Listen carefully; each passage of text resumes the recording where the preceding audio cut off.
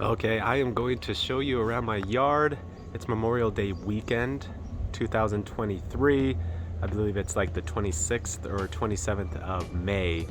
I want to show you all the fruit that I have going on in my yard. I'm going to start over here on my side front yard. This is my Florida Prince peach. I've already picked a lot of peaches. It's getting close to the end of the season, but you can see it's been a lot of new growth, so it's kind of hiding the peaches, which is good. Hides it from the birds. Florida Prince is my favorite peach by far. They don't get huge, but you bite into them, they are the most juiciest, yummiest peach that I've ever tasted. This tree is 4 or 5 years old. I hacked it down pretty good this winter, but you can see it's already pushing 10 feet again. By the end of the summer, it'll probably be 20 feet tall. And then right next to it is my plum cot tree. It's hard to see all the plum cots because they're green and they ripen green as well, but you can see all of them here. This is my wife's favorite fruit, and it's one of my favorite fruits as well. Again, it's a plum cot, which means it's a mix between a plum and an apricot, but more a plum than an apricot. And then we have the exact opposite over here. This is my aprium tree, and it's right next to the plum cot tree, which is right there. And then right back there, you can see the peaches. So I have these 3 trees very, very close to each other, but they seem to love it and they seem to thrive. But this is my aprium tree, which again is a mix between an apricot and a plum, but heavier on the apricot side. These ones are really good. These ones get a little bit bigger than my normal apricot tree, which I'm gonna show you here in a second. But you can see the size of this one as well. This one's pushing 10 feet as well. Tried to keep this one a bit smaller, but it just wants to grow out of control. So these 3 trees right here give me tons of fruit every spring into May. And then over here is another peach tree. Oh my goodness, I did not thin as well as I thought I did over here. This is my early grand peach, and you can see it is covered with peaches as well. These ones are probably about a week out from being completely ripe, but when they come ripe, I'm gonna have a lot of peaches on hand. You always think you thin enough, but you never do. So every year I become more and more aggressive, and every year I realize I was not as aggressive as I need. So hopefully within a few years I can learn my lesson. I have a video about thinning. You can find it here on the channel, but you need to thin. One of the reasons you need to thin is to keep the tree healthy, not to break it. If the branches get too heavy, or if the peaches get too heavy on the branches, it will break. But also, if you leave too many on, the peaches will not grow large enough and you'll get a ton of small peaches. Like you can see down here, these are almost ripe and these are extremely small. I should have thinned a lot more than this. And then instead of having 10 really small peaches that aren't that edible, you'll have 3 or 4 that are nice and big and juicy and very edible. Then if you come here, this is my crazy apricot tree. I've never had this many apricots on it. I just picked a ton. My mom was over here and we picked 2 whole buckets full, but you can see it is just absolutely loaded with peaches. I believe this one is a sun-kissed apricot, and it is so good because you bite into it and the pit falls right off or right out. Throw the pit on the ground, and then you can just throw the rest in your mouth. Let me show you what I mean. So I'm gonna pick this off, bring it back here. You can see there, that's the pit. Pit falls right out. Sorry, I gotta bring it back here. Pit falls out. Now you have this piece, you can just throw the whole thing in your mouth, and it's delicious. This apricot tree is getting way too big. You see it's 15 feet tall, only getting bigger. Once I get all the apricots off of it, I'll trim it down. But I don't know, there's hundreds, if not thousands, of apricots on it this year. So that's all the fruit I have going on in my front yard. Let me take you to my backyard and show you what fruit I have going on as well. Okay, so now I'm in my backyard, And you can see this is a mango tree that's in a pot. You can see the pot right down there. And here is one mango. This year, guys, was a weird year for me in mangoes. Usually my mangoes flower really early in the season, like in December. And I'm always stressed about them freezing. This year, they did not do that. They didn't flower until, I don't know, February or March. And they didn't flower that much. I didn't get nearly as many mango flowers, which means I'm not gonna get as many mangoes this year. It's kind of weird, because the rest of my fruit I got tons of.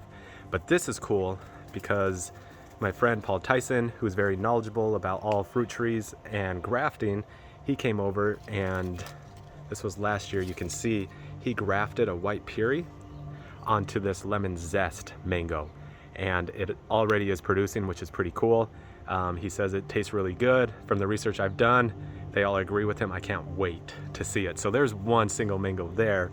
But then if you come down here, this is not on the graft. This is just your normal lemon zest. And I have 3 mangoes here.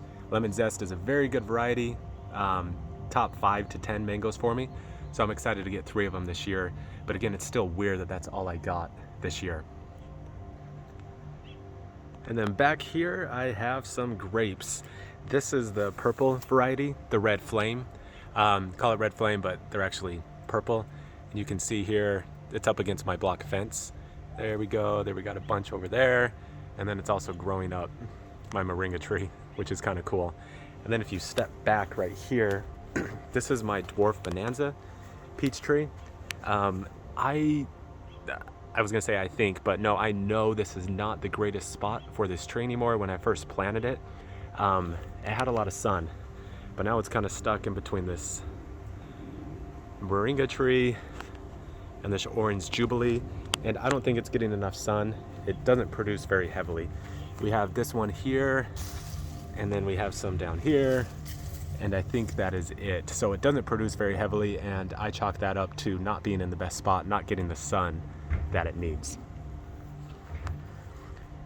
If you walk over here, I told you I was only going to show you the fruit, but I want to show you this. This is a fruit tree. It's an avocado tree. It doesn't have any fruit on it, but I wanted to show you because it makes me excited. I'm proud of it. It's finally starting to grow.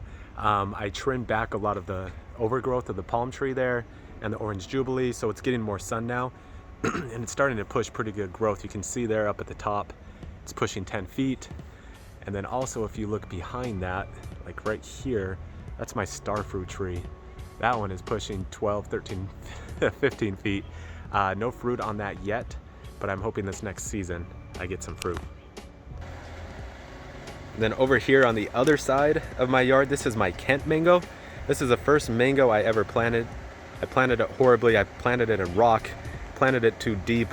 And it's never really recovered or grown as well as the rest of my mangoes, but it still grows and it still gives me mangoes. Kent is probably my top 3 mangoes.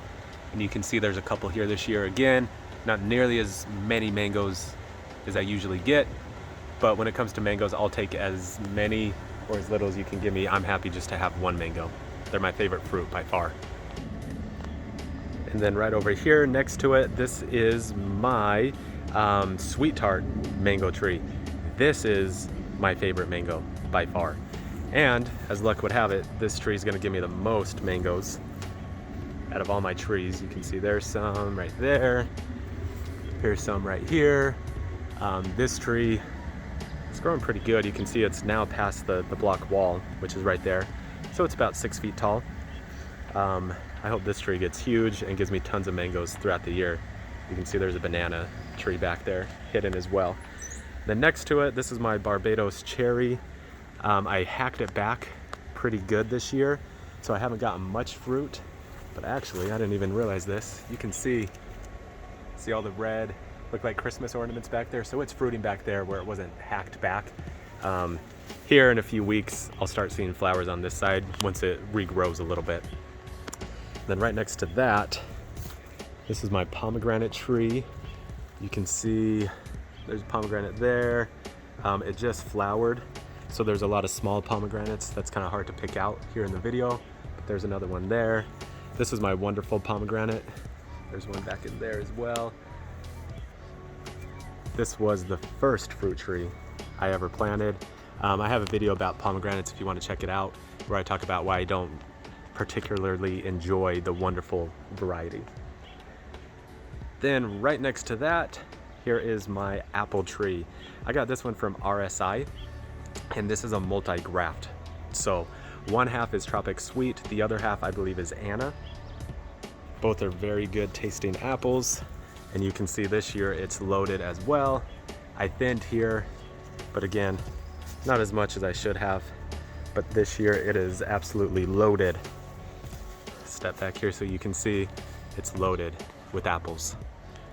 What I like to do with these is give them to my mother-in-law, who's awesome, and she will turn all these apples into applesauce, and it's really, really good. Homemade applesauce is fantastic. And then let's come over here. This is my last fruit tree that I'm gonna show you. This is, I forget the name, it's a white peach, Tropic Snow. That's it, Tropic Snow. These peaches are always smaller, and again, I never thin these as much as I should, but it's white inside and they taste really good. It kind of does have a tropic flavor to it. So this is my last one. This peach tree is probably 2 or 3 years old, and it's about as tall as I am. It's about 6 feet tall. So that's it, guys. That's all the fruit that's going on in my yard. All my videos moving forward are gonna be a lot more laid back like this. I'm not gonna have out my nice expensive camera. I'm not gonna do crazy editing. I'm just gonna pull out my cell phone and show you what I have going on in my yard. I don't have tons of time. That's why you haven't seen tons of videos from me to do these like well-produced videos. I don't think that's what you all want anyways. You all just want to see what I'm growing in a laid back way. So that's how all these videos are gonna be going forward. When I'm out working every day in my yard, I'm just gonna pull out my cell phone, show you what's going on, and hopefully you enjoy it. Hopefully it adds value. Hopefully it gives you the desire to go out and be in nature, plant stuff, give the earth what it wants, which is green, awesome, growing things. So if you're sitting here watching this and you're saying, wow, that looks really cool, I love all that fruit, stop sitting there wishing you could do it. Go outside and just plant something. The best time to get started was 20 years ago. The second best time is right now. Go out and get something from your local plant nursery and go and plant it. Then 5, 6, 7, 8 years from now, you are going to have tons of fruit just like I do, so much that you don't even know what to do with all of it, and you're gonna be begging people to take it away from you. So anyways, thanks for watching, all of you garden nerds, and we will see you in the next video.